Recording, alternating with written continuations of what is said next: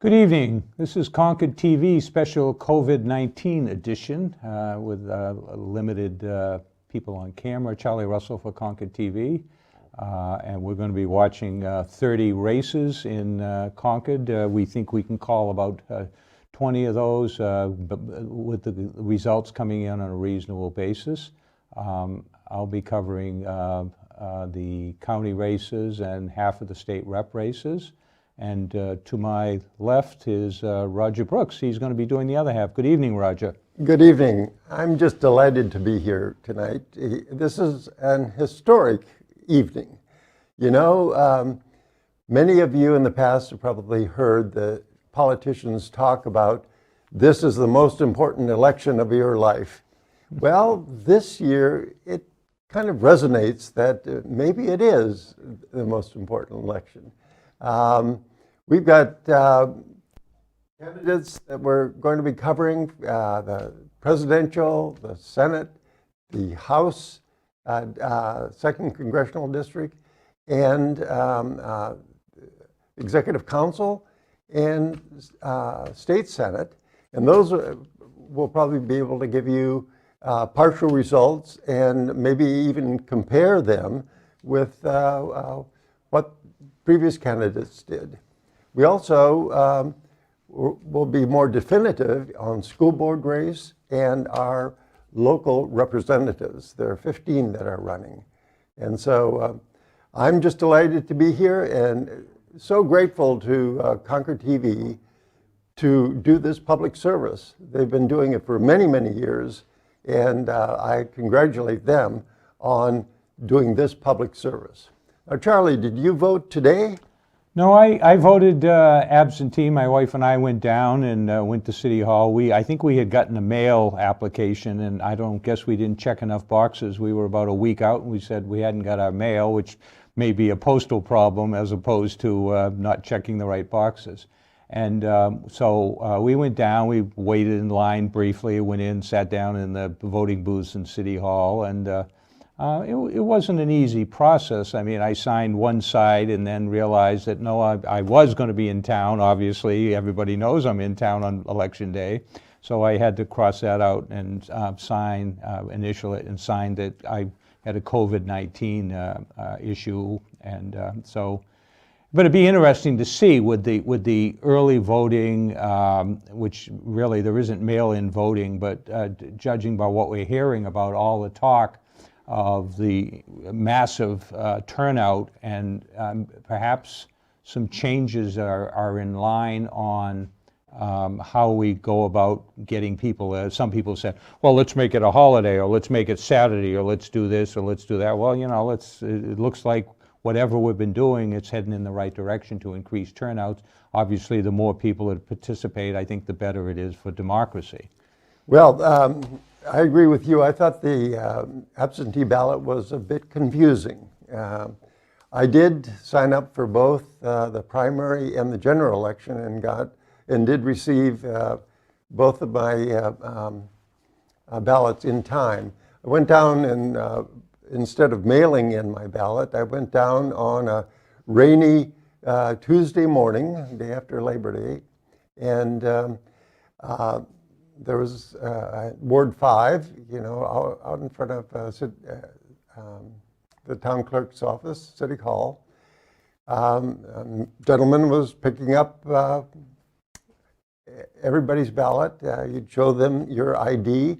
Mm-hmm. I pulled right up, and 4 people pulled up right in front of me and 2 people in back of me. And the whole process took about 45 seconds, yet there were 7 of us within that 45 seconds turned in our ballot. So I had a sense right then that this is going to be a big election, and certainly we've probably going to hit a record nationwide and certainly in New Hampshire. Yeah, I went to Ward 5 around noontime, and I talked to a couple of people that were poll workers, and they said when they opened at 7, the line went from the community center out to the street, and you know they took care of it pretty well. And there were a couple other brief periods, but I think around noontime when I was there, I think there's like 3,200 in that ward, Ward 5, registered voters. and they had 3,100 ballots go in, which you have to divide by half because school board has a separate. So 50% of the people had voted by noontime. In past years, that ward has approached 80%. I'm sure we'll see that this year as well. We're hoping to get an early inside source, someone that's down at Ward 5, to call in some of the results. We might have unofficial results there, but well, let's go through what we're covering. I mean, I'll be covering locally the president, the U.S. Senate, and the second CD, which are federal things. And I'll be doing the county. Roger, you'll be doing school board. You've had some experience with the school board. Maybe we could talk a little bit about the school board. 10 people running for 4 positions. That's right. The school board is a very interesting election this time. As Charlie just said, 10 people running for 4 seats. I want to go back about 2 years ago.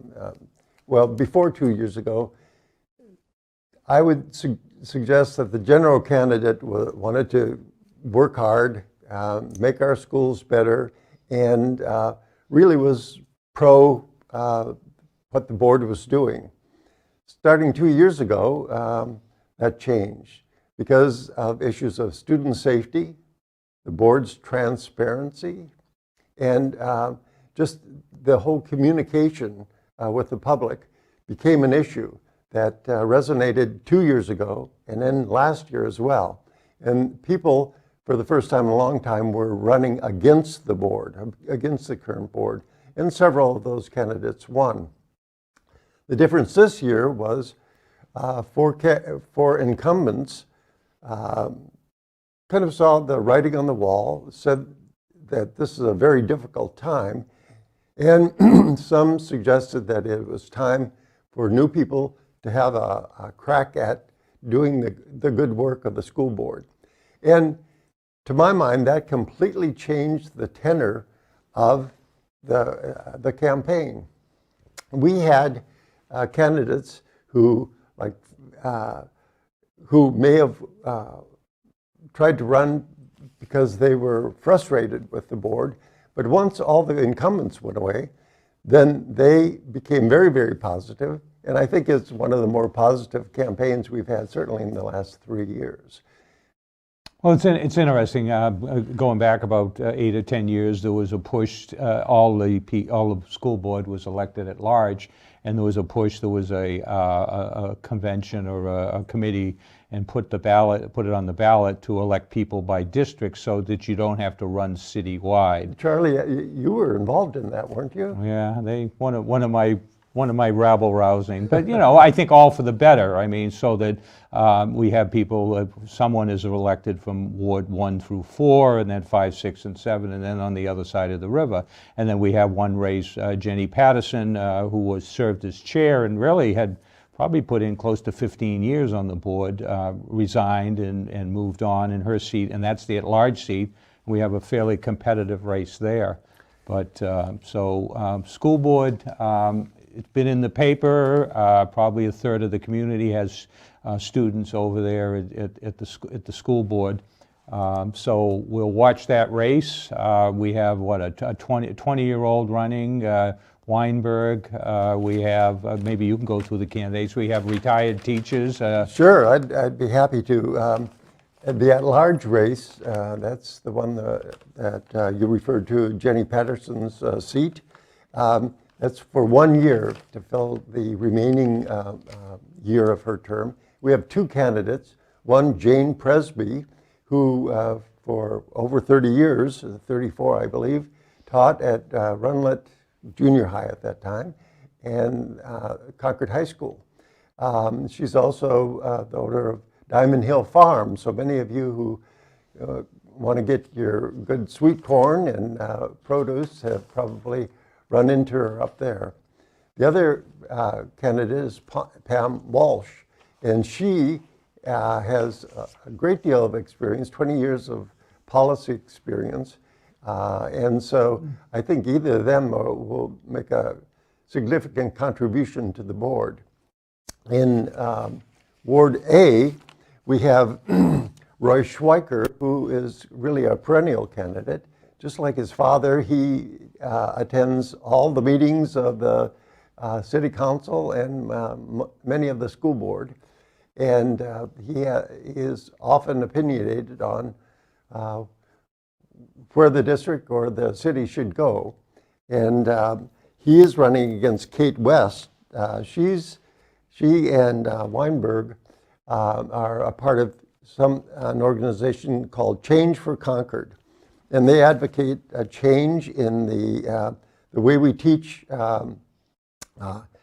race relations and social justice. She is against the security resource officers. Pam Walsh is also against them. And you'll see later, I'll touch on kind of a group that's formed that all have made the police security officer at Concord High School an issue. In Board B, we have Melissa Clark, whose emphasis has been on trying to teach the public, I think, and the other candidates, the relationship between the board and the superintendent. The superintendent drives. The board doesn't drive, is what she said. The board needs to learn to stay in its own lane. And so she's trying to get, she has a more moderate approach, I would say. And she is in favor of the security resource officer continuing.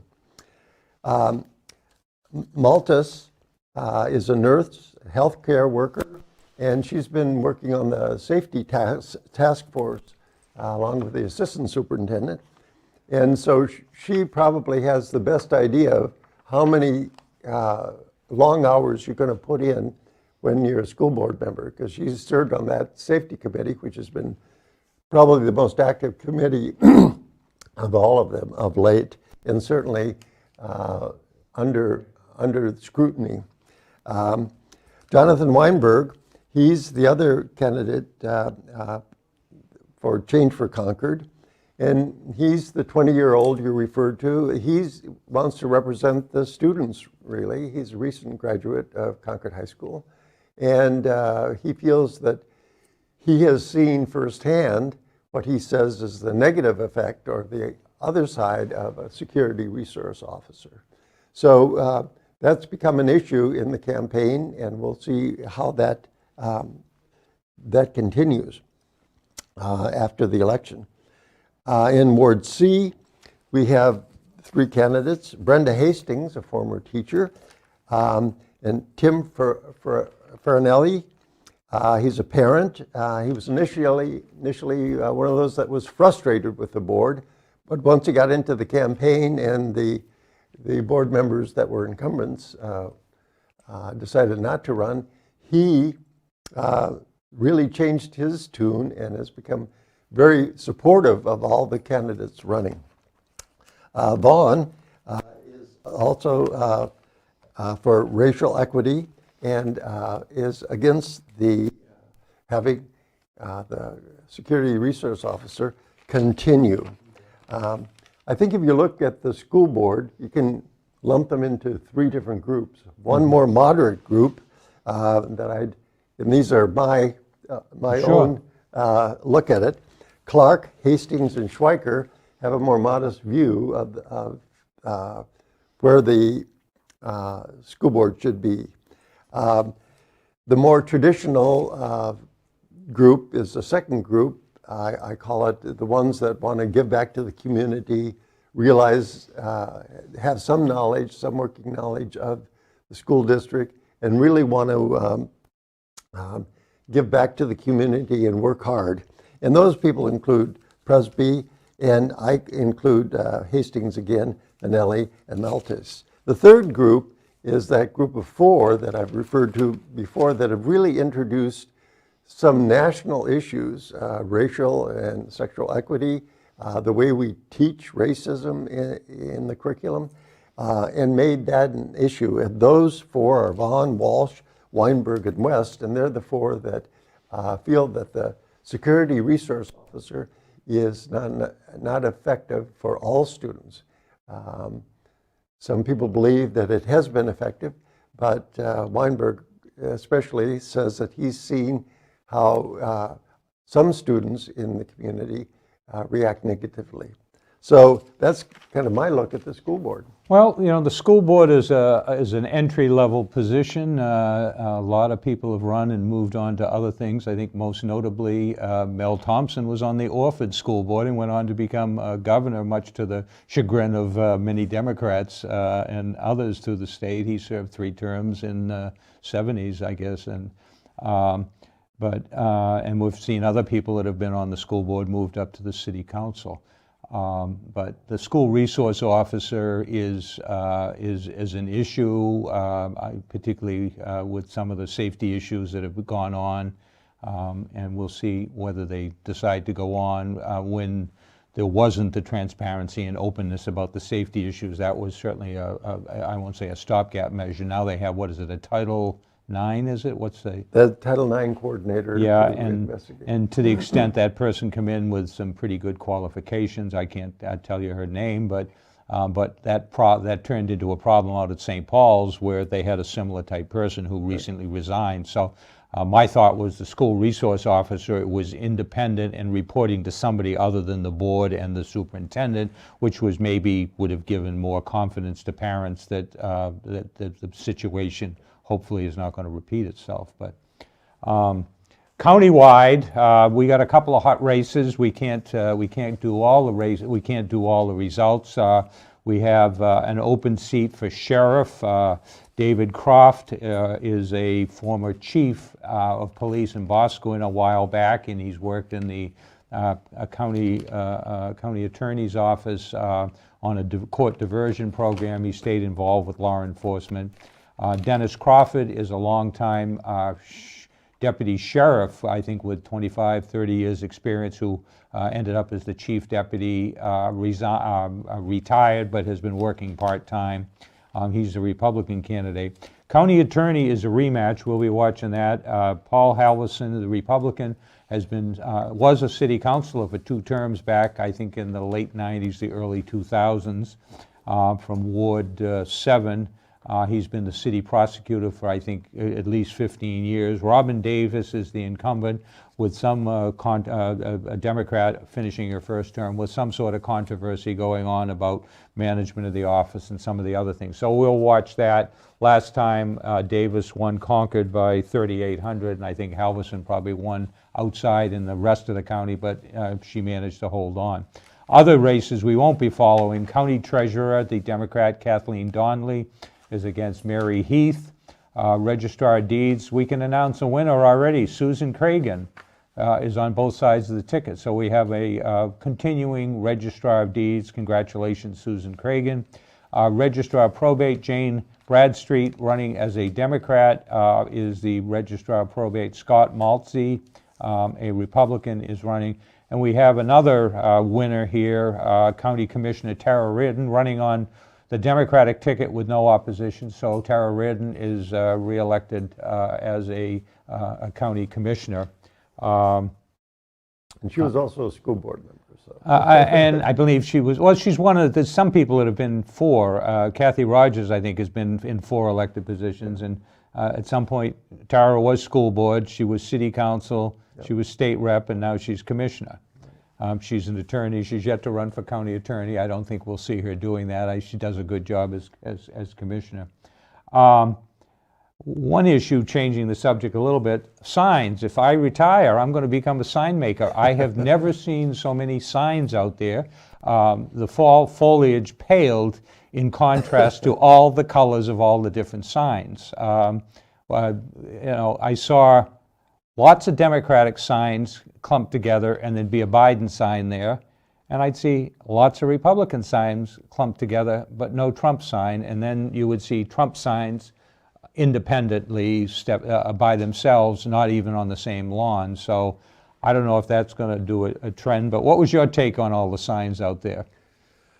Well, you'd go down some streets in some neighborhoods, and it would be only blue signs, only Democratic. And then you'd go out of town and hit nothing but Trump signs. And I did see a lot of straight Republican ticket signs with all of them. So quite a color feast. Yeah, well, that's for sure. The other thing, you know, not a lot of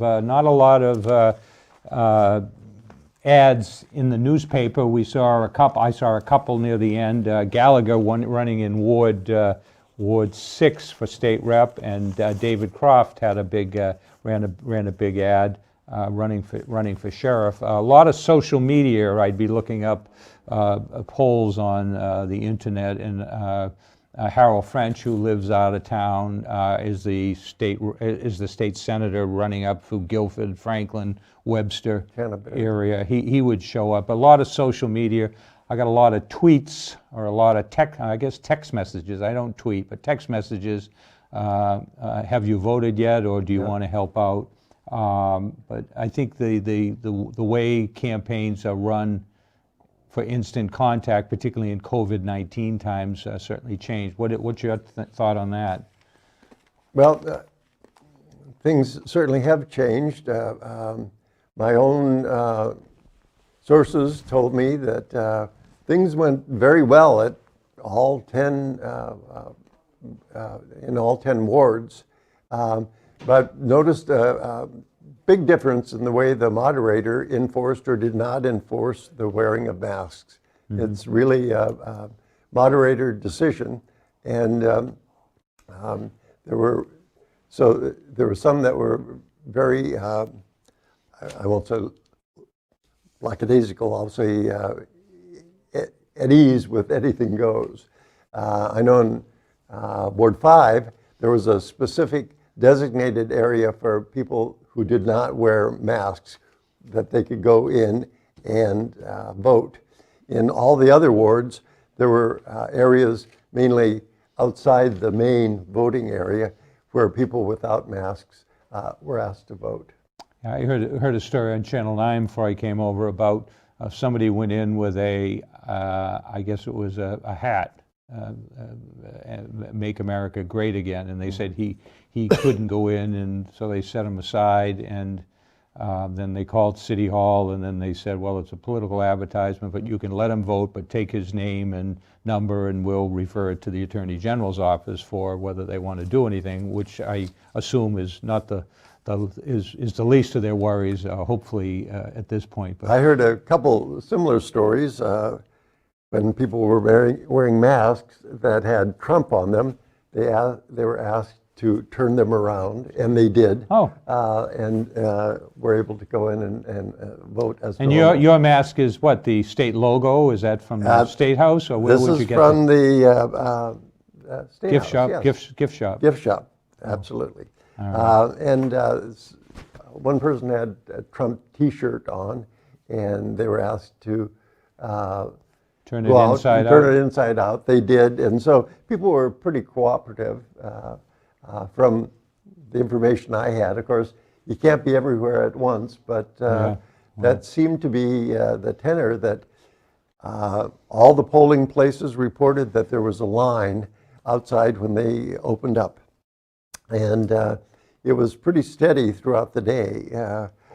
They said the long lines, they dispatched with them pretty quickly, first thing in the morning. Of course, those folks are on their way to work and needed to get through quickly. And everybody reported that that went pretty well.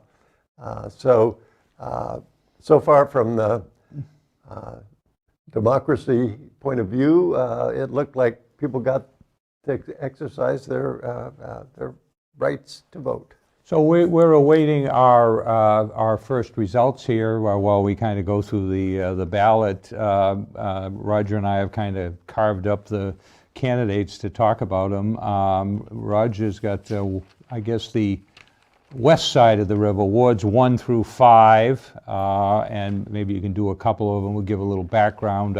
Quite a few incumbents. I think only one open seat, Ward 6, but why don't you do a run through, a couple phrases on each candidate? Okay, sure. For nearly 35 years, I worked in education for 35 years here in town, and one of the blessings was, and being in Concord, is that we have some very interesting and important legislators. So my final school was Beaver Meadow, and we would alternate the then minority leader or majority leader of the Senate, Susan Larson, with Steve Shurtleff, who now is the Speaker of the House. Then he was just a rep. They would come in on alternate years and speak to our fourth graders about New Hampshire and the legislative process. And that was really exciting. And so Steve Shurtleff, he's the first person that in District 11 and Ward 1, he's facing David Newell. Steve is the Speaker of the House, and Representative Shurtleff, I should say. And the last two session days, they were over in the auditorium at UNH because they had to socially distance. That allowed the Senate to take over the House chamber and be spread out all over the House. So Steve Shurtleff is a friend, and he's running against David Newell. You want to take one? Well, yeah, Eric Gallagher, who ran an ad in the Monitor, lives in the Thompson Street Kennedy apartment buildings. Got a political science degree, I think, out of George Washington, I believe, down in D.C. area. And he was very active in the Bernie Sanders campaign. Ward 6 is probably one of the most Democratic wards in the state. Chris Sparrow back in 1984 only won like no more than a dozen wards, not even his home ward, but he won Ward 6. So, and Michelle McCartney is running. She declined to answer the Monitor or Patch with any information. And at this time, I guess I want to thank both the Monitor and Patch for good coverage, pushing the candidates, pushing get out to vote, and really making democracy work. Who you got in Ward 2? So Patrice Myers is the Republican. She's running against the incumbent, Connie Lane. Connie was out there at Ward 2 holding up her signs. I've known Connie for a long, long time. She was a member of the Concord Trust for the enhancement of education when I served on that board. And she moved on to serve on the board of Red River and our local independent theater in town. So she's been a good art supporter. And last term, she ran actually unopposed for state rep. And so she is the incumbent. And Tim Soucy is down, the incumbent in Ward 7. He's on the Committee for Labor, Industrial, and Rehabilitative Services. I guess I've kind of been out of touch with what's going on. He's in six terms. He's in his sixth term, and he is running against Rob Bertrand, I believe a Republican businessman that I wasn't able to find too much information on. So who we got in Ward 3? Incumbent again? Ward 3, Beth Richards is the incumbent, and running against her is Samuel Bahuma. He is one of two immigrants that are running for the first time this year. Very interesting. They're both staunch Trump supporters, and they're running against the incumbent Democrats. And so we'll see how these new Americans fare at the polls. We do have one that you'll be reporting on that won last year, who or 2 years ago, that has a completely different philosophy. She's the Democrat, Sophia Wazir. Yeah. But these two new Americans are running as Trump supporters, against the incumbents. And that brings us to Ward 8. Safia Wazir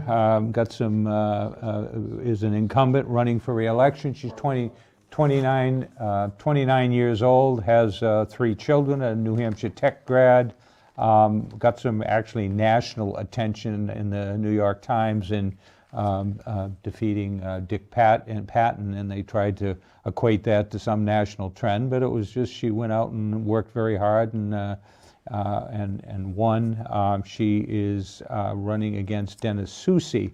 Dennis is a longtime Heights resident, a Democrat, excuse me, a Republican, I'm sorry, and has, I think he's the one that has all the signs up on Airport Road. He's a stalwart. He's run, I think, for the council as well. And I think he's very active in the Republican Party. And I guess we'll take the hats off in a Democratic city, which it wasn't always. The Republicans have put up people across the line in every race to give people a choice. I mean, there was a time when I first came to town, up until probably 1992, that it was tough to get elected citywide as a Democrat. And the tide turned as the state has gone from being red to purple to looking more and more blue, particularly in Concord. So who we got for Ward 4? Well, just before we go there, I just want to, 2 years ago, when there was inauguration day, I saw Safia Wazir up in her seat, and so she came out. I serve as a doorkeeper for the Senate, and so I talked to her. I said, "You look a little ashen today." She said, "Well, I gave birth to my 3rd child yesterday." Oh boy! And so she Real trooper. came in to get sworn in. Yeah. Real trooper. Yeah. So Ward 4. Ward 4, District 14, Donna Davy is running against Jim McKay, former mayor of Concord. Jim McKay,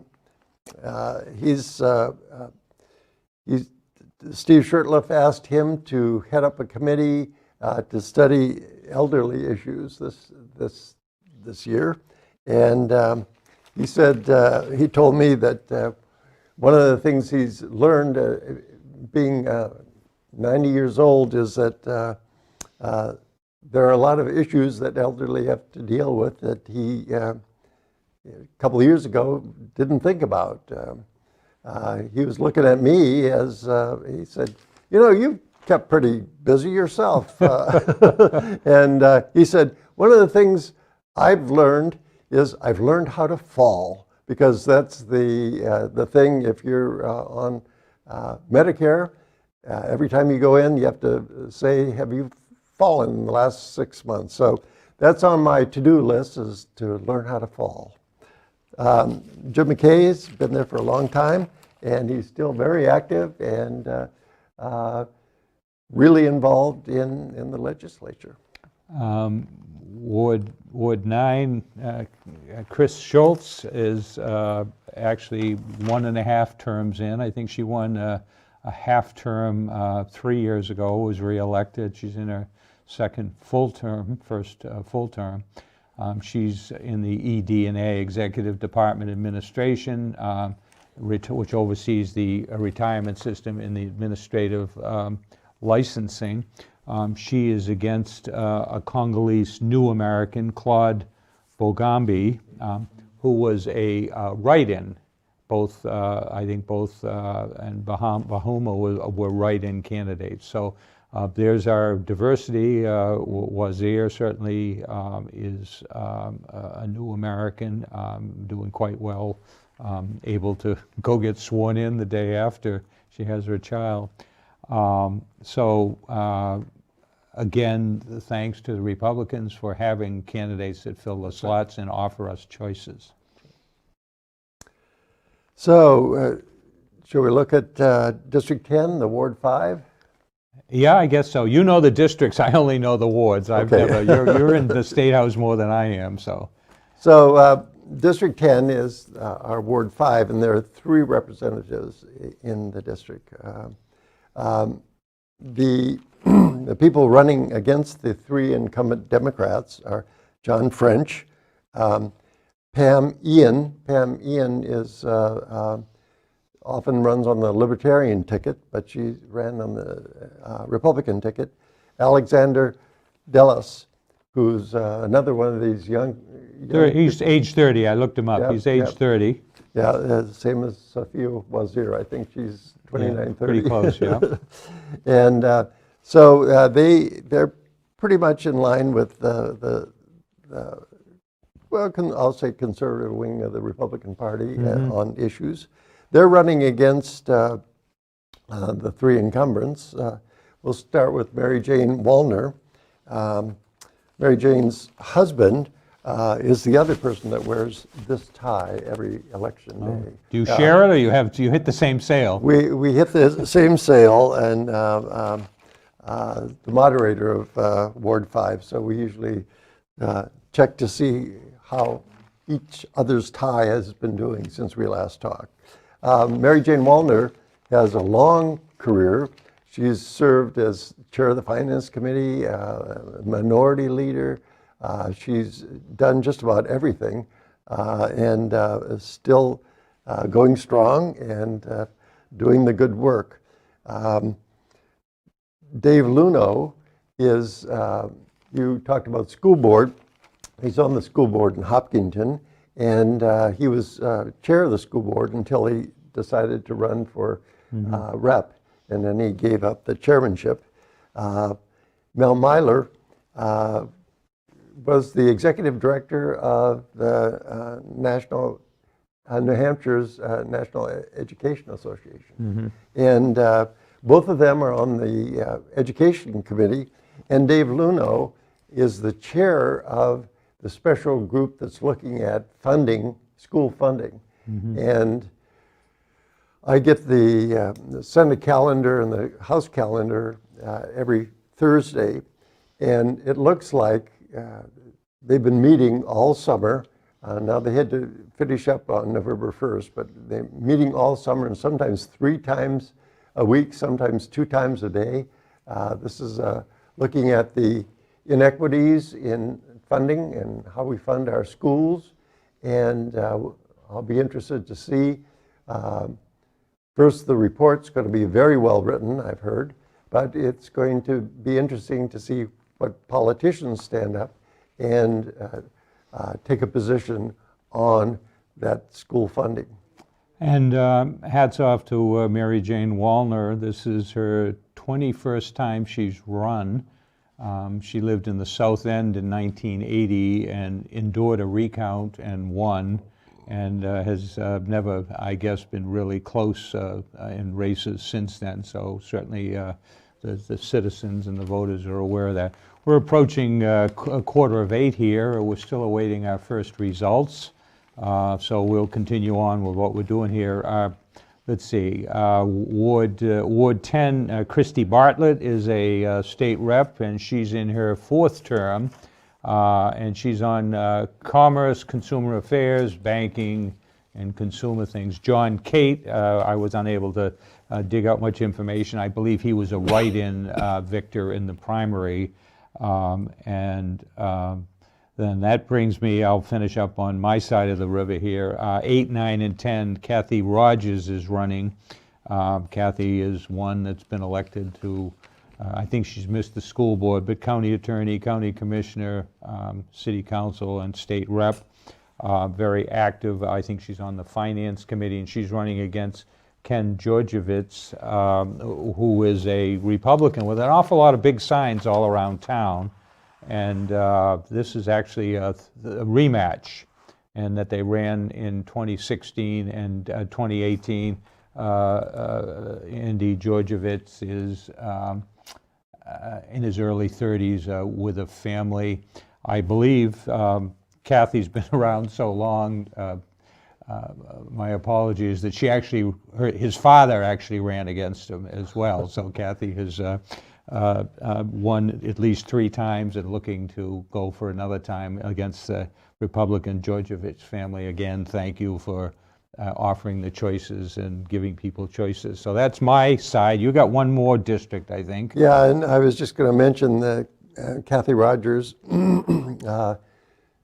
spent a lot of time in front of cameras here at Concord TV. She had her own own TV show, and so I'm not going to say that started her political career, but well, I met her back in 1975 in the Jimmy Carter campaign. She was a college student. I was finishing up law school, so the commitment, and she's been involved in national campaigns through the years. Sure. So the commitment to democratic and bettering of society has certainly been there her whole life. So the floater district, District 27, is wards 1, 2, 3, 4, 6, and 7. And they have 2 incumbents. Running against the incumbent are Japhet Stevens and Mike Visconti, the Republicans. The 2 Democrats were both elected last term, so this is their second term.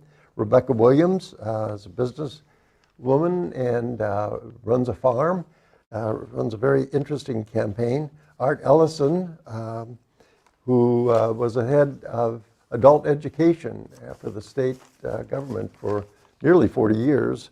Those are the 2 Democrats, and that really wraps up what we have for reps. Well, we'll move on as we await our first results here.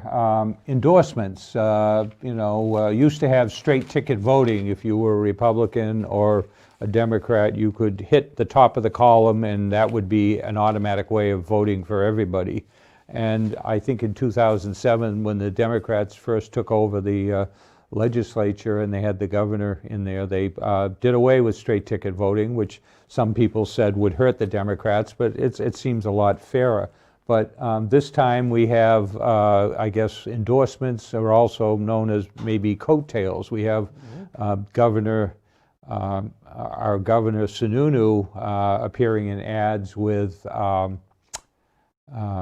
Corky Messner, excuse me, and also with Matt Mowers, I guess, from this, yeah. and which I guess is going to be a little bigger contest, the first CD with Pappas and Mowers. I guess if there's any race that on the federal ticket is that. But what's your thought on endorsements and coattails? Are they going to help out or what? Well, it's a mixed response. I think that in New Hampshire, that the president is probably going to be a drag on the ticket, and certainly Governor Sununu stepping up and really making a big effort to bring all those who are running together is significant. I'm not going to get the statistics right, but he won about 230 House districts when he ran last time, but the Republicans only won about 180 seats. Mm-hmm. So this time he's made a big effort to gather folks together. In fact, at our last session day in the Senate, all the Republicans that were running came into the Executive Council chamber to get photos and to talk about their running for Senate and other seats. Mm-hmm. So I think it's difficult to say. I think that Governor Sununu will improve his chances by endorsing all these people. I saw one with Ruth Ward and others that he was endorsing. So I've got a signal now that we're going to go to video, so we'll be right back after the video. Thank you.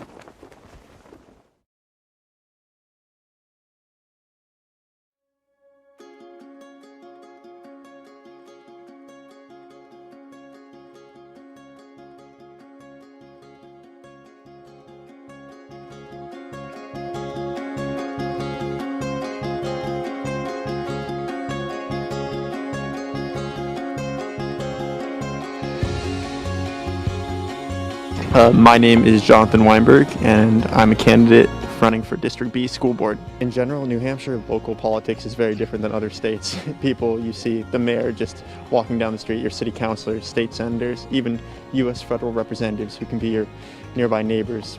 Overall, this has shown that Concord is a very close-knit community, but we're only as close-knit as everyone believes we are, and it's important that we value the differences and show that Concord's not actually a monolith, that we are a plethora of people from around the world, different religion, sexual orientation, gender identity, and it's important to embrace that. My name is Pam Ian. I've been a resident of Concord since 1996, and I'm running for state rep. I moved to New Hampshire from New York because there were too many taxes. It was very hard for me to support my family, and I moved here in 96, and I find that the New Hampshire advantage is coming under attack lately by different groups, and I just wanted to get involved and keep us as low taxes and small government.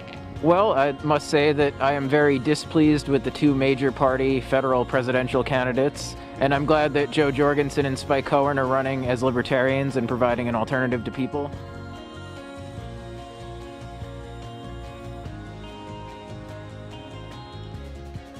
We do need different people to be involved, because the more people involved, the more ideas we can come up with, and the more influence we can have. One thing that's great about New Hampshire is because we are such a small state, we do have the ability to actually get to know the people that are supposedly representing us in both the state house as well as the federal candidates that we have for Congress and the Senate. Carpe diem, seize the day. I think one of the main reasons why I ran was to show that people can run at an earlier age, hopefully start a precedent that students feel like it's accessible to them and younger people can get involved overall. Especially New Hampshire is a great place to do that because local politics does have such a immense kind of backbone that it can already feel like it might be more accessible than in other places.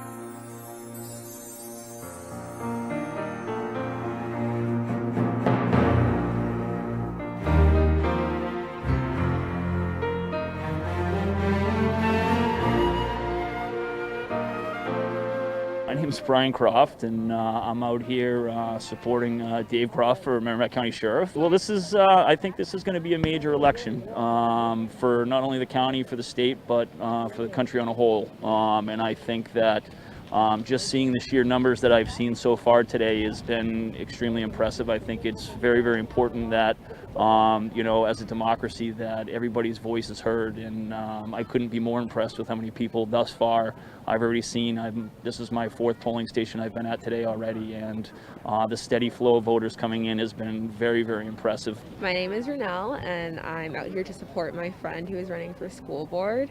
There's so much at stake in this election, and not just the national level, but the local level as well. And so it's really important that we get out here and vote and support our candidates. So.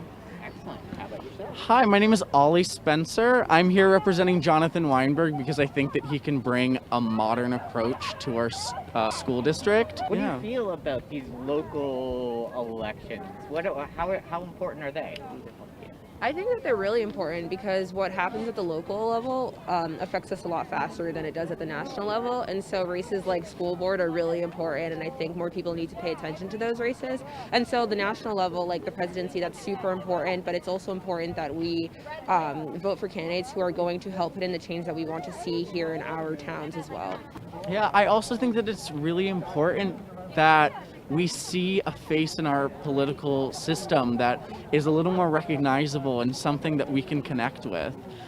With so many politicians, you might meet them, you might read about them, but you don't know that much about them. And with these local elections, it's your neighbors, it's your friends, it's your family that is running for these positions, and you can really then get a first-hand look at what really goes on. My name is Gary Schrader. I live in this neighborhood. I'm only a half a block away from here, but I've been involved in politics at least since the Obama election time period. That's when I started, My daughter got me started because she thought I was just too disconnected and I got to get out and vote and make sure who I'm voting for. So I've decided, the obvious ones are the national elections. And so, but I figure most of the people in this neighborhood know who they are, know who they're going to vote for. But I don't think they know all these other candidates that I'm trying to stand up for today. It's all important to be able to have representatives that understand our culture here in our community.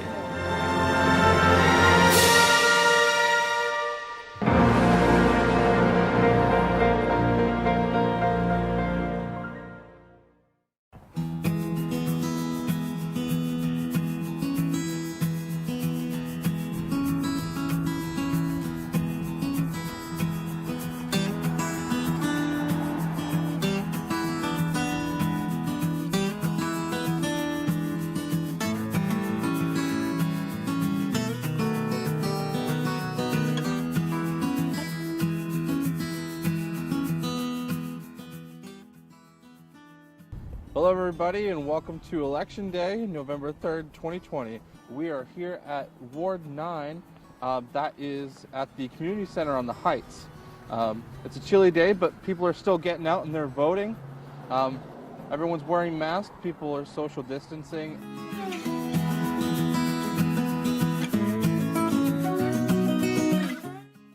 My name is Claude Bongambe. I am a state rep, state of New Hampshire, Concord.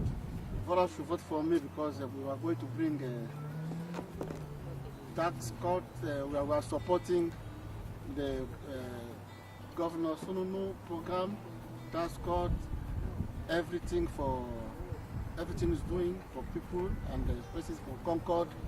We have many things to bring in the city of Concord. Yes, we are putting a low tax, transportation, economy, and for Concord and the people of Concord. That's why people should vote for me because I support those things and we have many bills to pass if we are elected. My name is Bill Parkinson. I'm advocating for my best friend David Croft for sheriff. I'm Phil Hastings. I'm here on behalf of my wife Brenda Hastings. I think it's important to vote to keep our democracy strong. I think every individual has the challenge to go out, even though it's cold today, to go out and vote and vote to make their voice heard, and especially now more than ever before. I think it's important to vote any time. Our country was founded on the principle that our government represents the people, and if the people don't speak, the government won't lead.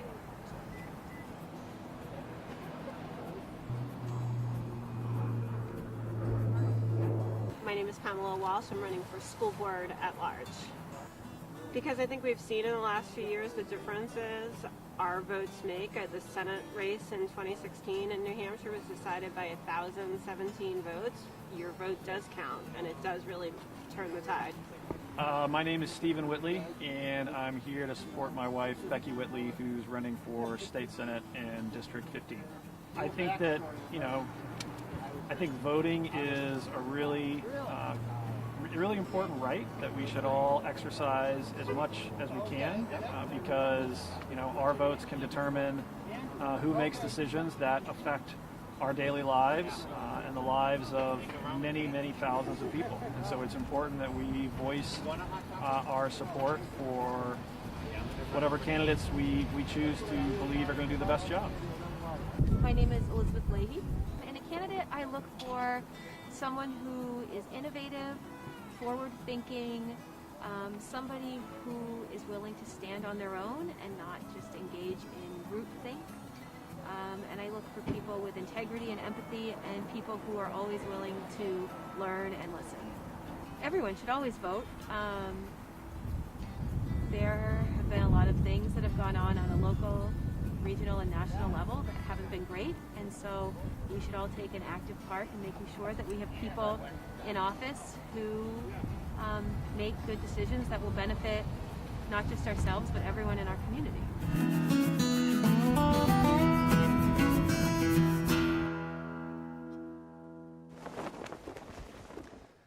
Welcome back. Welcome back.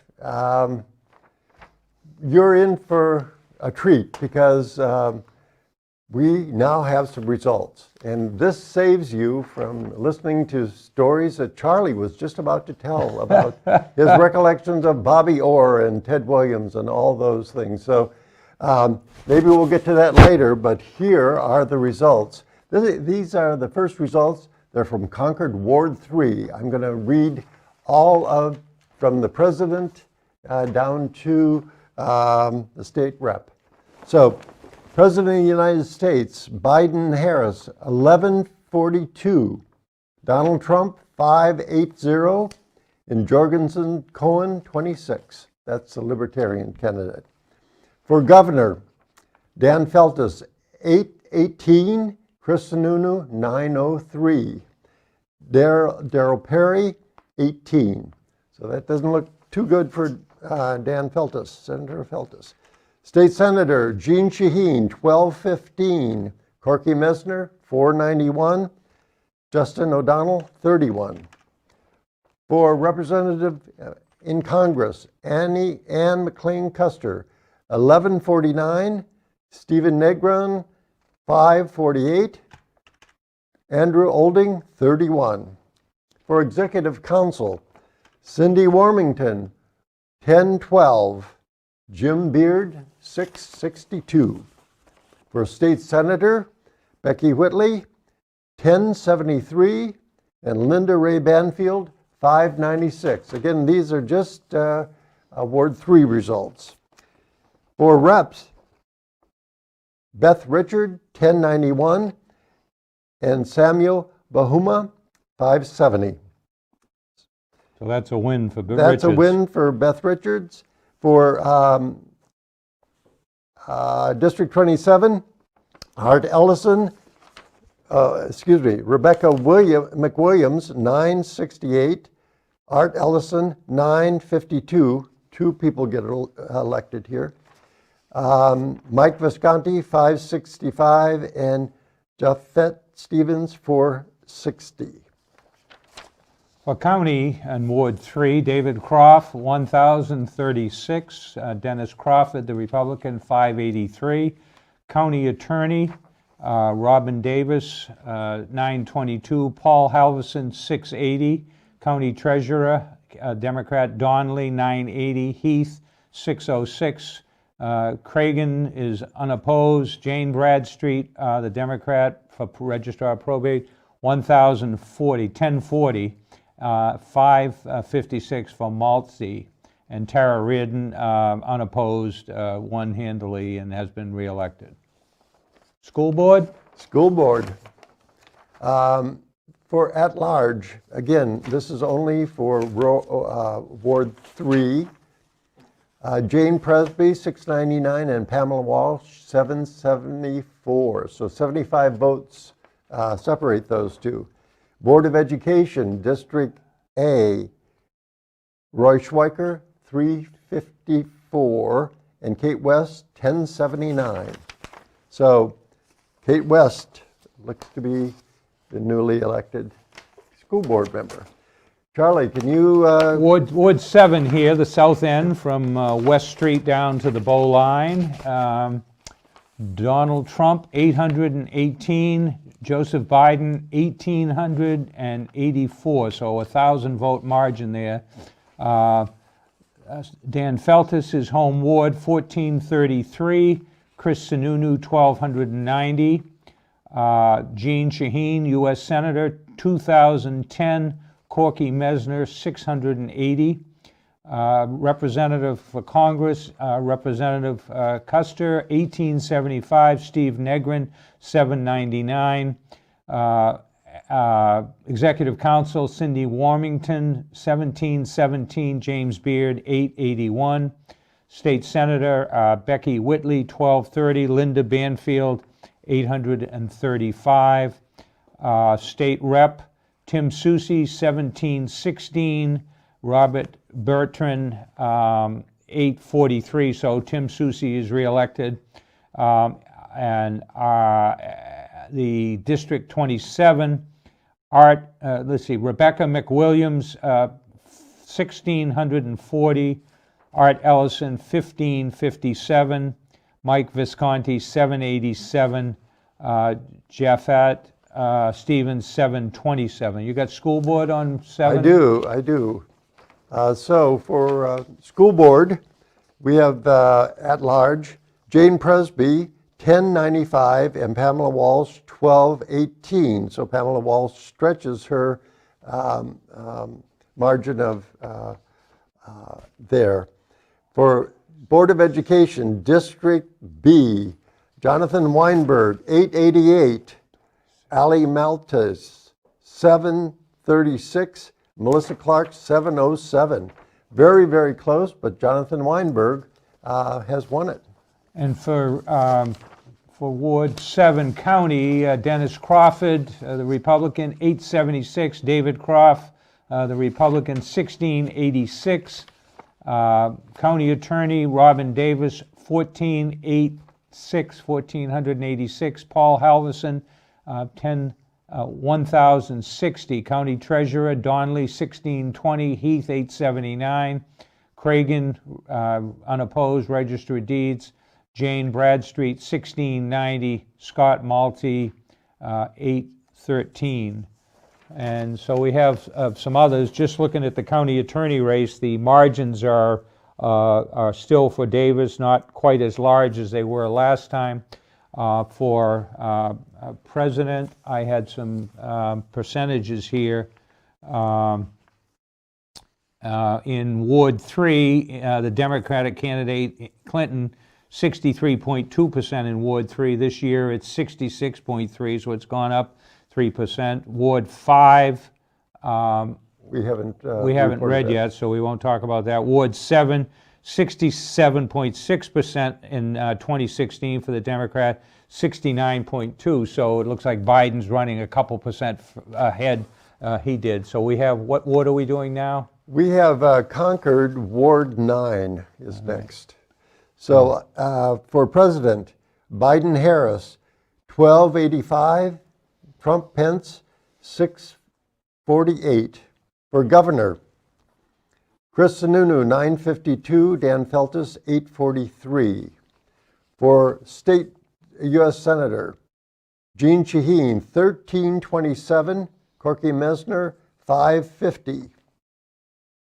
For representative in Congress, Ann McLean Custer, 1289. Steve Negrin, 585. Executive Council, Cindy Warmington, 1137. Jim Beard, 688. For State Senator, Becky Whitley, 1173. Linda Ray Banfield, 658. For State Rep, Chris Schultz, 1144. Claude Bogumbi, 650. So Chris Schultz is re-elected. And for District 28, Catherine Rogers, 1128. Andrew Georgevitz, 712. And for county seats, David Croft, 1,140. Dennis Crawford, 652. Robin Davis, 1059. Paul Halverson, 720. Donley, County Treasurer, 1110. Mary Heath, 651. Cragen, reelected already, unopposed. Jane Bradstreet, 1149. Scott Maltzy, 622. Again, Reardon. And what do we got? School board? School board. School board for 9? Yes, for Board 9. Jane Presby, 793. Pam Walsh, 773. So Jane Presby cuts into Pam Walsh's lead by 20 points. For Board of Education, District C, the winner, Brenda Hastings, 671. Second, Kate Vaughn, 649, very close. And Tim Fanelli, 220. So Brenda Hastings. So we got Ward 5 here. Trump, 643. Biden, 1944. Feltus, 1524. Sununu 1060. For U.S. Senate, Jean Shaheen 1989.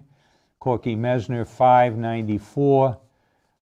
Custer, Representative Custer 1907. Negrin 661. Cindy Warmington 1794. James Beard 1,000 behind at 724. State Senate, Becky Whitley 1827. Linda Ray Banfield 679. I think we certainly can call Whitley as state senator on that one. That's right. Based upon the others as well. Ward 5 Rep, 3 seats, which includes Hopkinton. Mary Jane Wallner, 1805. Dave Luno, 1647. Mel Mylar, 1634. Pam Ian, 719. John French, the 6th, 607. Andrew Dallas, 582. So 900 to 1,000 vote lead for the 3 Democrats.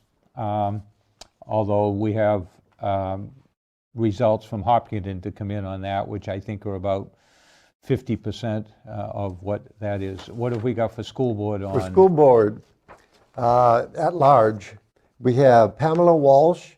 This is District 5 now. Pamela Walsh, 1248. Jane Presby, 893. So Pam Walsh did very well in Ward 5. For Board of Education, we have Jonathan Weinberg, 1060.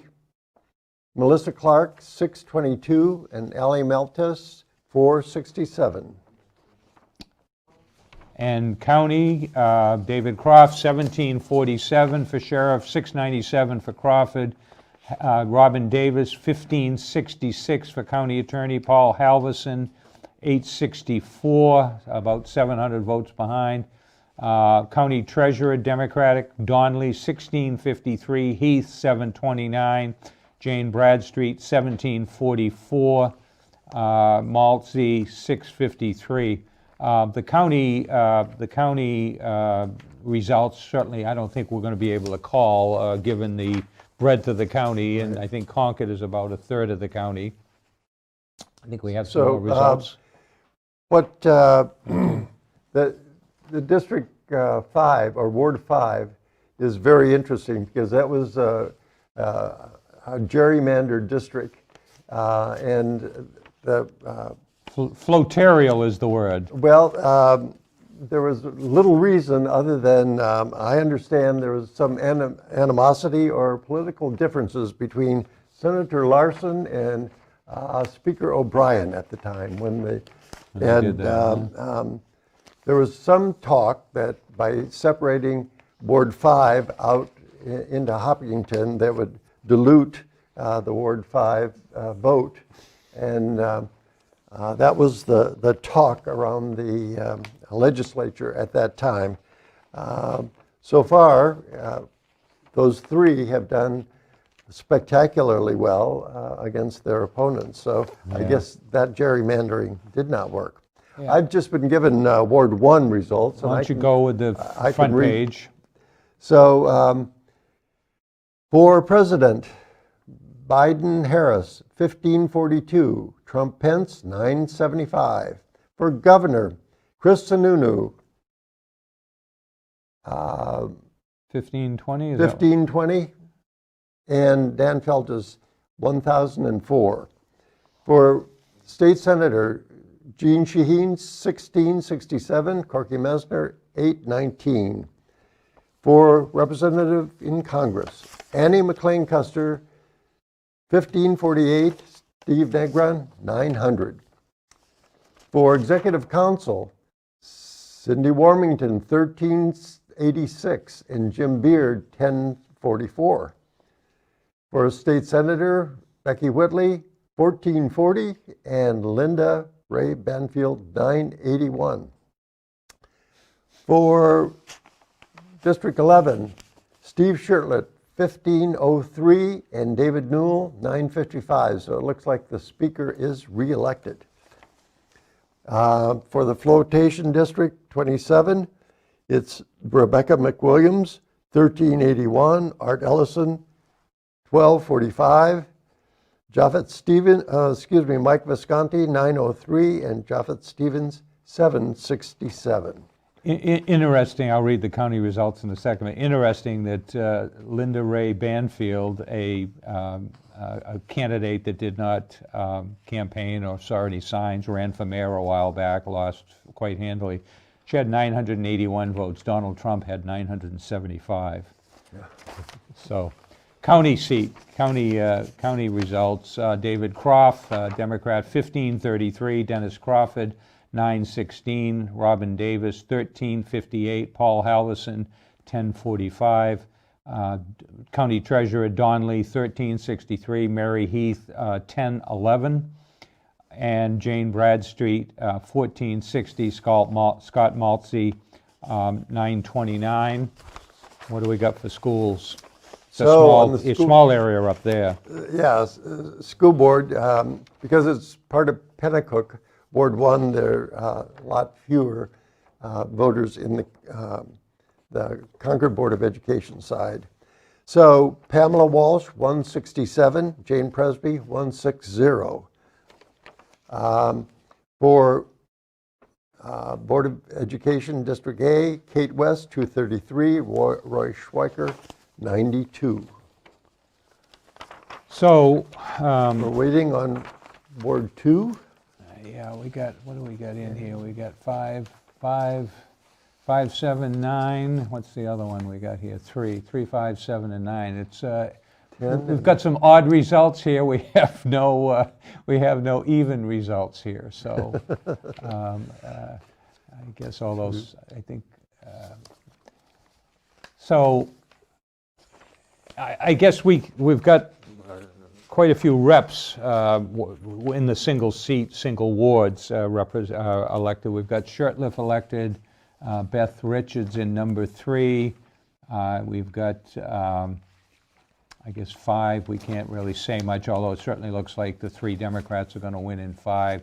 7, Timothy Soucy is reelected, and 9, Chris Schultz is elected. Kathy Rogers with a 416 vote lead in Ward, coming out of Ward 9 with 8 and 10 to follow. But given past history here, let's see if I can find the third time around here, Ward 8, she had a 120 vote margin in 2016. Excuse me, that's 9. 286 vote margin in 2016. And in 9, she had a 482 vote margin, so she had 416 here. So winning 2016 by 387 votes, winning in 2018 by 860. So she has nearly half of her victory margin from that. Let's see, I did a little bit on Ward 5 presidential back in 2016. The margin was 1,091, with the Democrat Clinton get 72.5% in Ward 5. This year, the margin, see if I can do that quickly off to the head, is 1301. So the margin is bigger, and the percentage, I did the number here, is 75.1. So the Democratic presidential candidate in the 3 wards I've looked at here are getting about 3% more, 2 to 3% more than the Democrats did last time. We haven't done Ward 1. So any observations you got while we wait for some even ward ballots results? Well, we of course have a niche here and need to and want to focus on the local races. We are reporting all the other races just so you can see perhaps any trend. Now, Charlie has kept good notes on previous elections, and so if, like he was explaining, if it's an increase, then it's certainly going to be better for that candidate on the national level. And who knows how much of a predictive value Concord has. Certainly the raw numbers, we'd expect most of the Democrats to come in out of Concord pretty strong. And the fact that our Senator Feltus is not doing too well does not bode well, and is certainly consistent with the polls that have been recently taken on the governorship.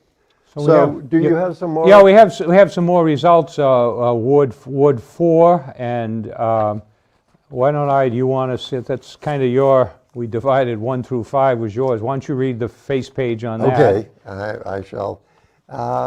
Ward 4, Biden-Harris, 1482 to Trump, 585. Feltus, 1174 to Sununu, 917. Jean Shaheen for Senate, 1540. Corky Messner, 501. Representative Congress, McLean Custer, 1468. Steve Negron, 567. For Executive Council, Cindy Warmington, 1374. And Jim Beard, 650. For State Senator, Becky Whitley, 1430 to Linda Ray Banfield, 593. Representative, District 14, Jim McKay, 1431 to Donna Davy, 594. So that's Jim McKay gets reelected. Also looking, though we don't have complete results, it looks like District 27, the Democrats are doing well. Rebecca McWilliams, 1317, Art Ellison, 1246, 2 seats again, versus Mike Visconti, the Republican, 547, and Japhet Stevens, 512.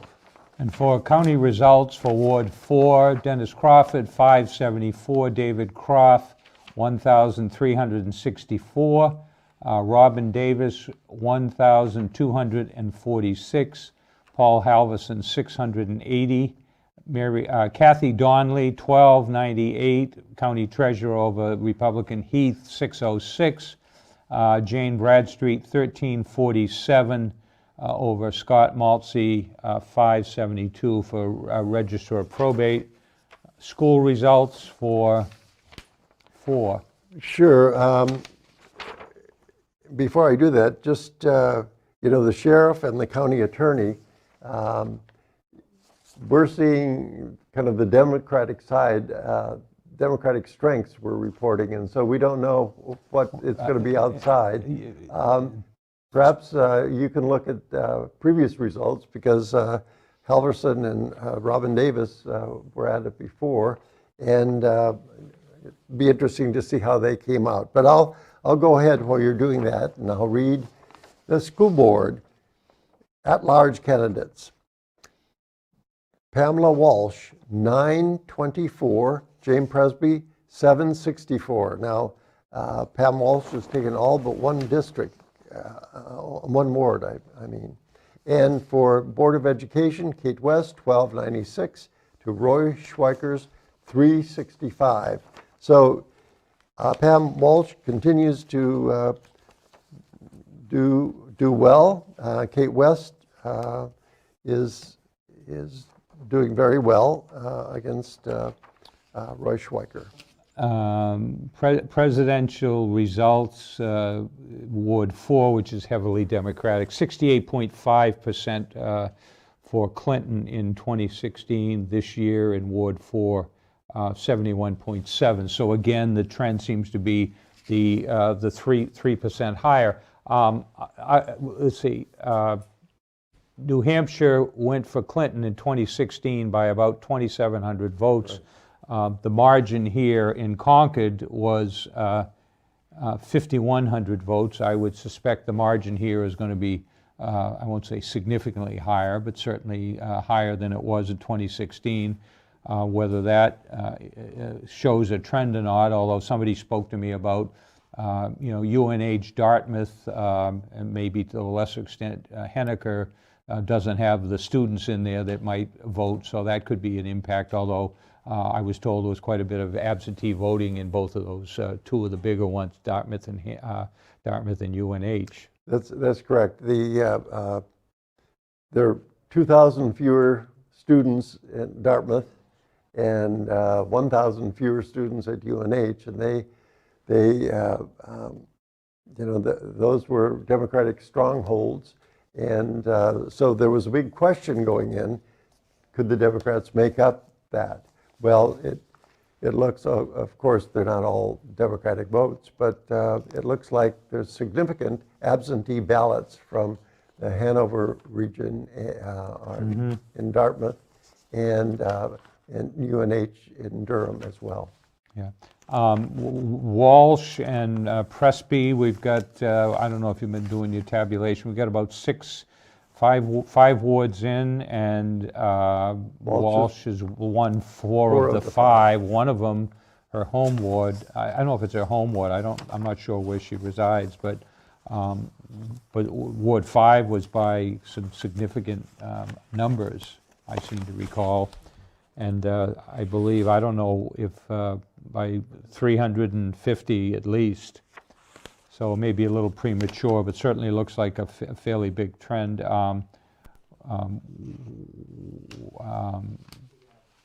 Presby won one ward by 20 votes, which certainly is not going to cut into those. We have some more results coming in, so we'll have them. And I promise let's see, what do we got here? I got a little sign up here. Kate West, District A winner. Okay, so that would be over Swiker. We've got Ward 2 here. Ward 2, well, let me read page 1 here. Okay. Joe Biden, 1368. Donald Trump, 923. Chris Sununu, 1404. Dan Feltus, 882. Jean Shaheen, 1498. Corky Mesner, 759. Ann McLean Custer, 1383. Steve Negrin, 847. Warmington, 1192. James Beard, 986. Whitley, 1289 to Banfield, 884. Connie Lane is elected, 1,200 votes on the nose to Patrice Myers, 984. Rebecca McWilliams on District 27, 1153. Art Ellison, 1046. 762 for Stevens, the Republican in that race. Visconti, 873. Looks pretty solid there on Ellison, and McWilliams are going to get reelected. You got some school results for? Yes, well, the final board, we've already announced it. Kate West, the winner in District A, got 1040 against Roy Schweiker, 373. Over on the at-large race, Pamela Walsh continues to extend her lead. She had 773 and Jane Presby 656. So pretty substantial margin there in. And the number 1040 comes up for the second time. We had somebody earlier in the treasurer's race, I think, had the number 1040, the name of the IRS form. County here, David Croft, Sheriff, 1239, Dennis Crawford, 936, Robin Davis, 1163 for County Attorney, Paul Halverson, 978, Don Lee, the Democrat, for County Treasurer, 1196, Mary Heath, 920, and Jane Bradstreet, 1259, Scott Maltzy, 875. So it looks to me like tough to point out the county, but Bradstreet coming out of Concord with a fairly substantial lead, Croft as well, Davis, and remains to be seen whether the Republican candidates in those races can make that up. So now we have, let's see, we have 1, 2, 4, 5, 7, 3. No, we got 3 We've got here. 3. That was the first 3, one. 5, 7. We need 6, 8, and 10, right? 6, 8, and 10. So even Stevens here, but But anyway, so doesn't look like Governor Sununu has coattails helping Corky Mesner and Negrin or any of the Republicans in Concord, although he's certainly doing okay on his own. Just looking at Ward 1, which I think tends to be a little more Republican than the rest of the city, Sununu had 1520, Trump only had 975, and 545 less. Mesner 819, and Negrin 900. James Beard 1044, an airline pilot living out Peterborough area, maybe over toward Keene, running, I think, a second time for executive council. Tough race. That district is pretty well gerrymandered for a Democrat.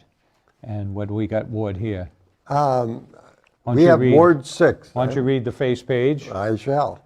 Thank So Biden-Harris, 1351, Trump, 622. For governor, Dan Feltus, 1035, Chris Sununu, 925. For state senator, U.S. state senator, Jean Shaheen, 1429, Corky Mesner, 499. Representative Ann McLean Custer, 1356, Steve Negron, 525. Executive Council, Cindy Warmington, 1251, Jim Beard, 627. State Senator, Becky Whitley, 1298, Linda Ray Banfield, 588. So for Representative, Eric Gallagher, 1227, Michelle McCartney, 636. So Eric Gallagher is the new rep he was the only one that wasn't an incumbent. Yeah, he fills the open seat. Again, as I said earlier, a very Democratic ward. Right. And for District 27, we've got Rebecca McWilliams, 1146, Art Ellison, 1067, Mike Visconti, 546, and Jeffet Stevens, 502. You know, it's been that order in every ward, that McWilliams comes in first, Ellison second, by substantial margins. Mm-hmm.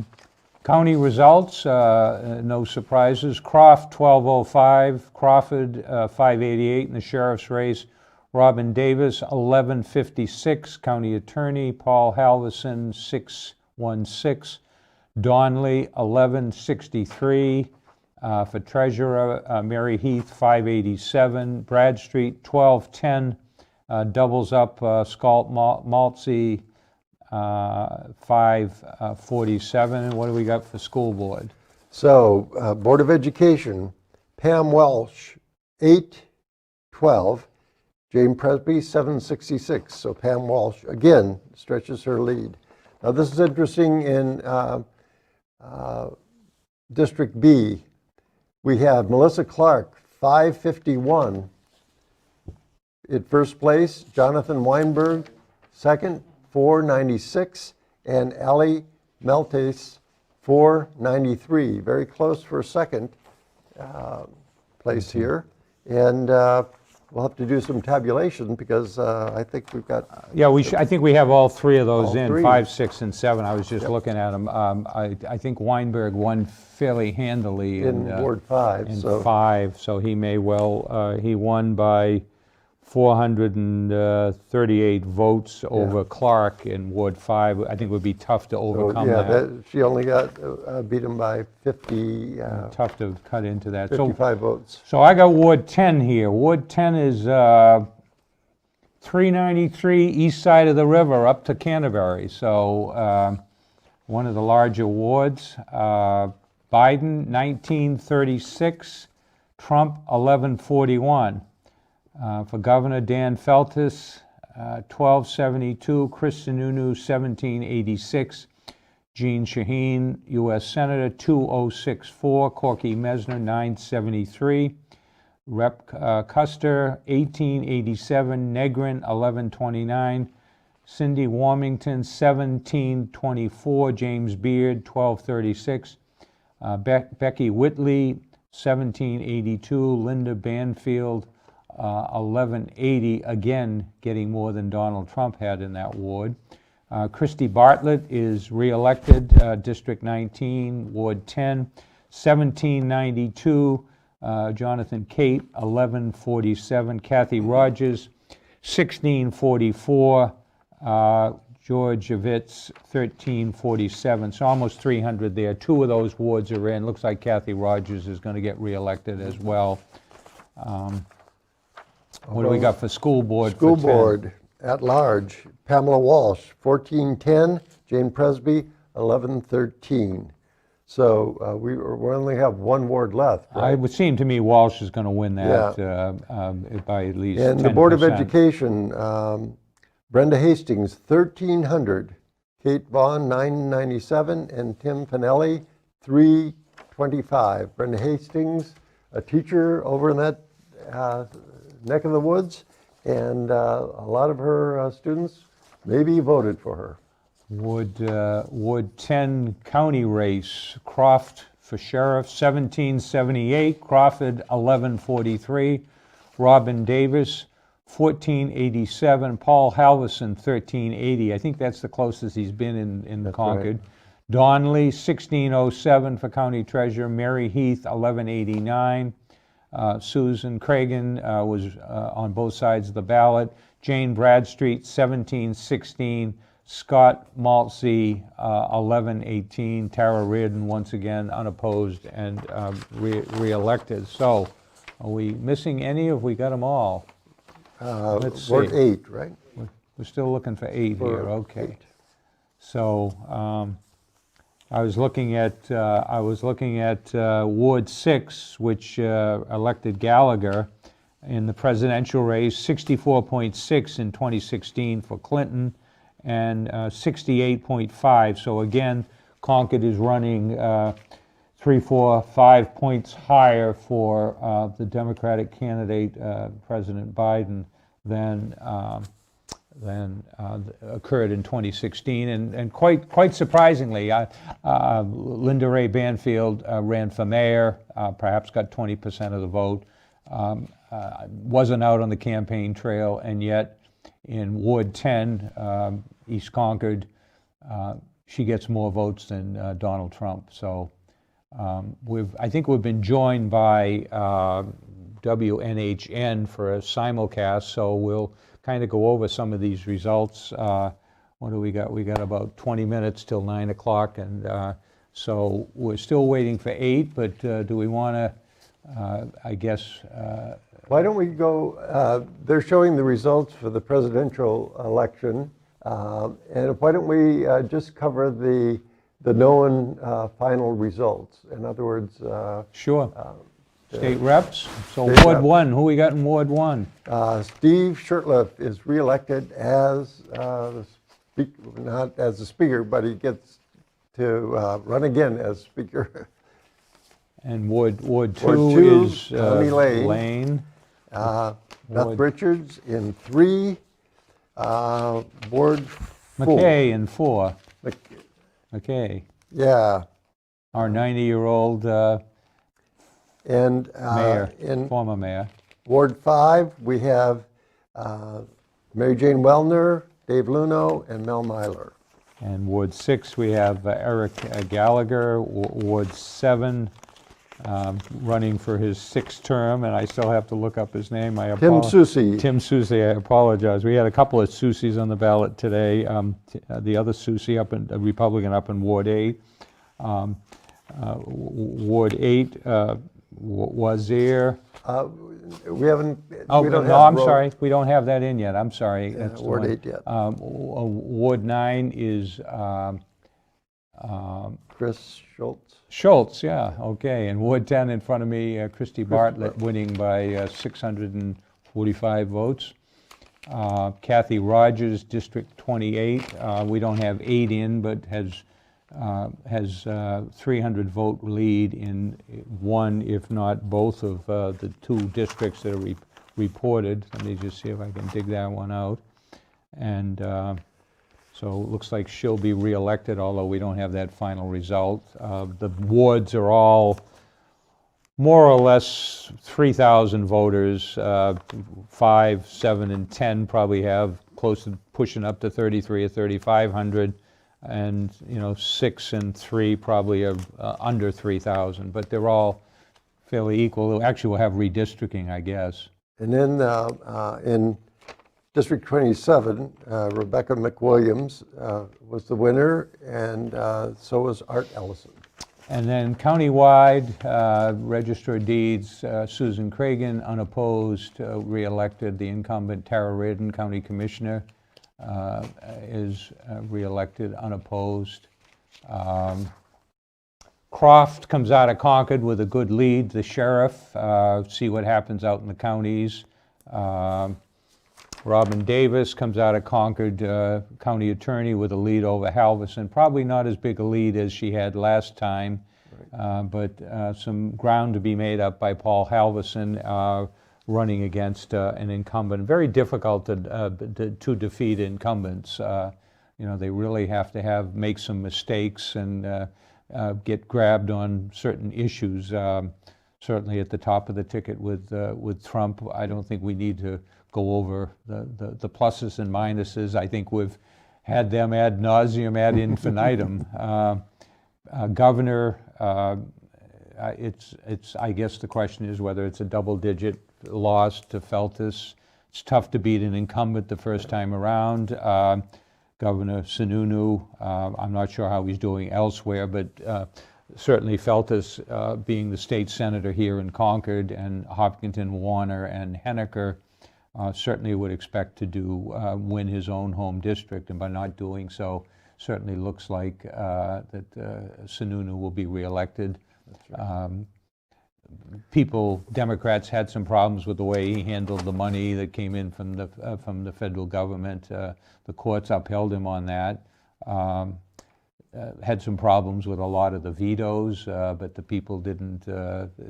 That was kind of inside baseball stuff, and I think with COVID, it all kind of got lost. The legislature's meeting down at the hockey arena at Durham, and we didn't have the coverage, and the state senate is spread out in the, 24 of them in a chamber that seats 400, so there was plenty of space for them, so.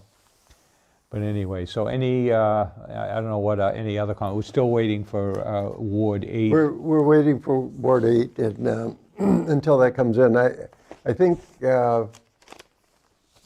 nationally, COVID was the issue. There were many, many issues, of course, in the presidential election, but COVID was the main one. And I think, at least in Concord, it looks like the president was rated on his performance in handling COVID. By the same token, COVID was seen to have been handled very well by Governor Sununu. And as you see in Concord, they seem to say, let's give him another shot, another 2 years. So what was different in the school board election was that we had racial equity and racism as, I think, the main topic. There was also the degree of transparency in the new superintendent coming on board. The board will have to deal with a search committee. Some people are on the board are saying maybe since if COVID's still rampant, we're not going to get the type of candidates that we normally get, so we may want to have the superintendent for another. I think didn't they vote to extend her contract another year until we can get through this COVID? Is that already? I think that was something I read in the paper in the Monitor. Okay. And so 4 new people on a school board of 9. The people that ran, hats off to you for taking the step and putting your name out there and enduring the pluses and minuses of being a candidate. I'd also say many school board members have run and lost and then come back. You can run next year. most notably Roy Swiker's father ran, I believe, 10 times before he got elected. The 9th time he tied, and they flipped a coin, and as fate may have it, it did not come up his way, and he ran again. And some people conjectured that he had been on the ballot so often that they thought he was an incumbent just running again. So, so to those of you that didn't win, particularly on the school board, we appreciate your being involved, getting involved, and you can still stay involved. You don't have to be elected to have a platform. I can tell you, as a 4-time loser in my 30s, I saw the light, said there are other ways you can participate, you can speak out, you can become very knowledgeable on certain issues. We don't want to get too far ahead of ourselves, but we've got Ward 8 still out, and that means that although Pam Walsh has a substantial lead at this point, and Brenda Hastings has a substantial lead for District C, we can't call them winners yet. So hold on and stick with us. Yeah, We'll get those results to you as soon as we can. And Hastings had a 300 vote margin in Ward 10 over the second place person. I'll see what I can do with Ward 9. Yeah. I think that's the one that's floating around stray here. You must have it, I don't have it. So, going down the results, for the radio, Ward 10, Biden 1936 to Trump 1143, Sununu 1786, 1272, Shaheen handily beating, doubling up Corky Mesner 2064 to Mesner's 973, Ann McLean Custer 1887, Negrin 1129, so, and Cindy Warmington 500 vote victory over James Beard in this ward. Becky Whitley winning all wards in Concord that we have reported except 8 by large margins, and certainly with Henniker, Warner, and Hopkinton still out there. You would expect a big lead coming out of Concord, which I think is about 2/3 of the district would hold up out there. Christy Bartlett re-elected as the district rep, state rep in Ward 10. Kathy Rogers looking like she's re-elected over Georgievich, although we're still waiting for Ward 8. Results on the county coming out of Concord. Croft certainly with a good margin, as does Robin Davis. Mary Heath as the treasurer over Donnelly, and Donnelly over Heath, and Bradstreet over Maltzy. So that's Ward 10. Ward 5, I did a little bit of numbers there. The turnout in Ward 5 was 2587 this year. Last time it looked like it was 2023, maybe 2,400, so about another 150 voters in the presidential race. 1944 for Biden on Ward 5. Trump 643, 1,301 vote margin, and a 75% 3-1 for Biden in Ward 5. Feltus won governor's race 1524 over Sununu 1060, but Feltus didn't win very many wards, and certainly going to be a long night. Hats off to stepping up to the plate and trying to defeat a one-term incumbent when methods of campaign were really abrogated. Pretty tough to go one-on-one and debate one-on-one. And Jean Shaheen, 1989, in Ward 5 to Corky Mesner, so tripled up there, a 3-to-1 margin there. So certainly Shaheen ran a good campaign, has done an awful lot. Corky Mesner came in, a relative outsider that not a lot of people knew, supportive of Trump and endorsed by Sununu.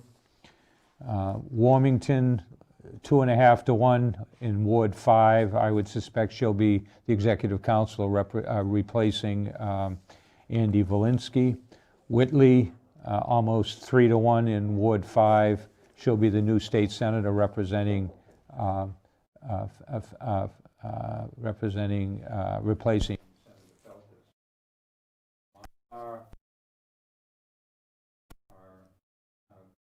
more than likely reelected in, doesn't say which district it is, but Ward 5. Yep. So, I don't know where we are on time. We've kind of done a rundown on some of the wards. We're still waiting for number 8 here. I got 850. I wear a mask because I wear a mask because it's a tiny sacrifice to protect your freedoms. I wear a mask because I can help stop the spread of COVID-19 in my community. I wear a mask because I care about you, even if I don't know you. I want to keep doctors, nurses, and other essential workers safe. I wear a mask because I can, but my baby can't. I wear a mask because I want to feel safe sending my kids back to school. My kids wear masks to keep their friends safe. I wear a mask because I want you to stay healthy. I wear a mask because I really want to get a haircut soon. I wear a mask because I care about the health and well-being of those around me. I wear a mask because I might not know that I'm sick. Yo uso una máscara para mi familia y la comunidad. I wear a mask because I want to keep others safe. I wear a mask because I want to protect everybody. I wear a mask because too many people who look like me are getting sick and dying from COVID-19. I've grown fond of seeing people smile with their eyes. It's a beautiful experience in these times. Do it for their futures. Even if you don't have to, I hope you choose to.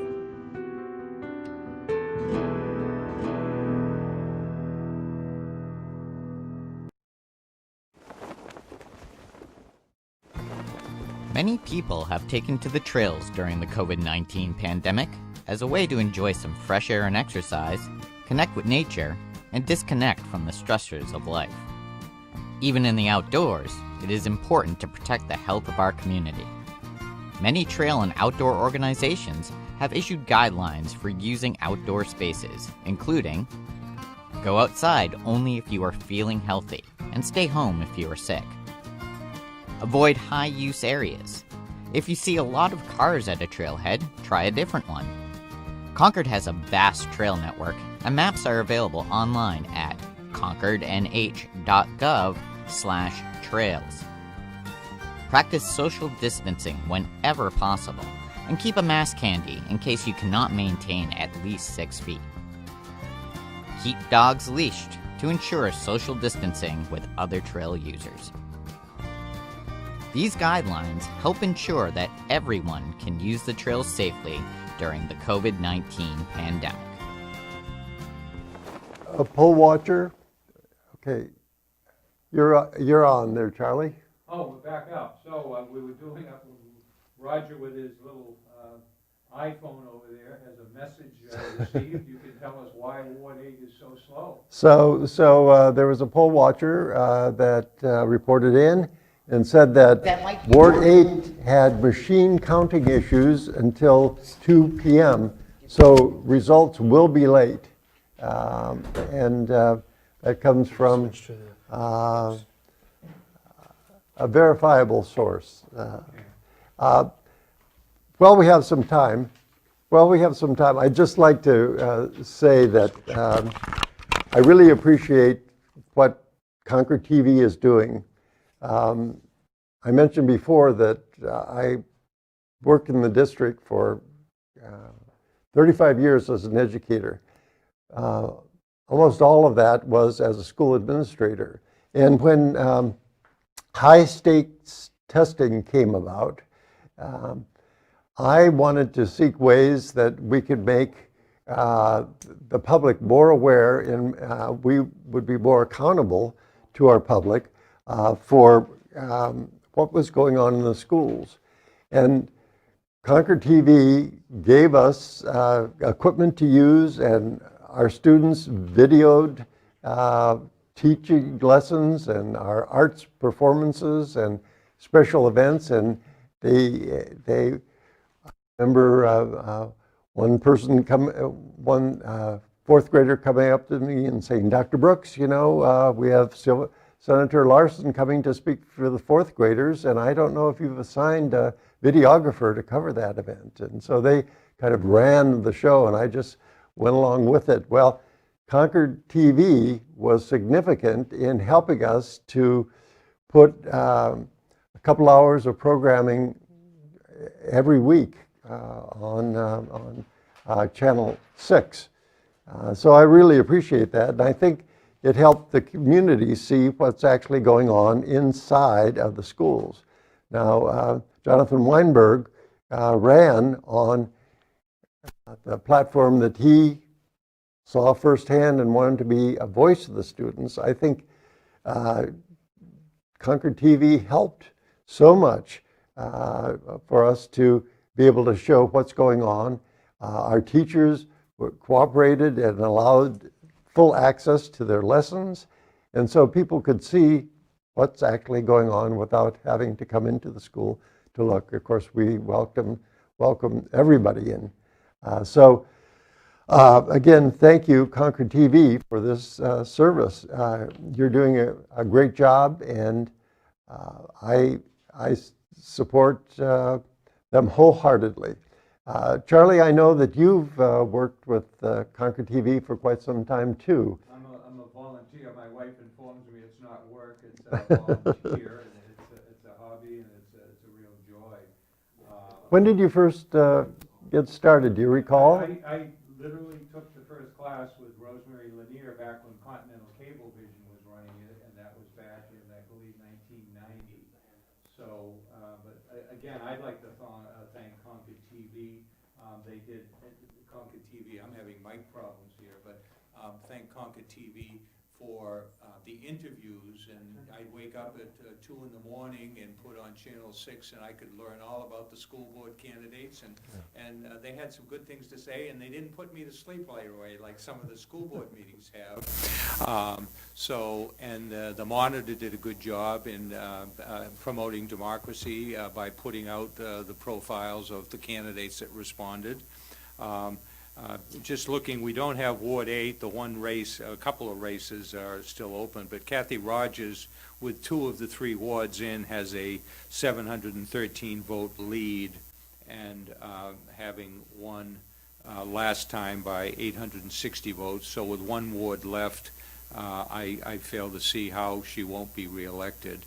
Pam Walsh, we haven't, with Presby, that was kind of an interesting race. Walsh's signs come out early for school board at large, citywide. Presby's signs, canary yellow, certainly brightened it up around town. I think she, other than maybe national candidates, I think she won the war with the most local signs. And you have, I don't know how many days, maybe 7 days to take them down, then the city will take them down, and you can go claim them. To Presby and others, as I said, that ran, there will be 3 seats open next year. Biden wins Concord handily, probably by 70%. Sununu wins Concord. Feltus wins, I think, Ward 5, didn't win his home ward of 7. A tough race against an incumbent. As expected, Shaheen against, some people said, the out-of-towner. Charlie Russell here, we're getting the wrap it up sign. Roger, I want to thank you for once again joining us. you put your tie in till the next election, and thank you for your commentary. You're welcome. It's a pleasure to do this. It's hopefully next time we won't have to wear our masks coming into the building, and hopefully we can be joined by guests that are entertaining and maybe even more interesting than Charlie Russell. And for those that tuned in on WNHN 94.7 that are still listening, if we're still on with you, Democracy Now! They're going to pick up the national feed, so you can get the national election results, and we'll see what happens. So Charlie Russell, I want to thank the crew here, Matt, Connor, Mike, Josh here behind the scenes that make it all happen, and for their time and effort in doing videos of the candidates and doing some of the debates. So Charlie Russell, good night, and thanks for voting, and thanks for watching. Good night.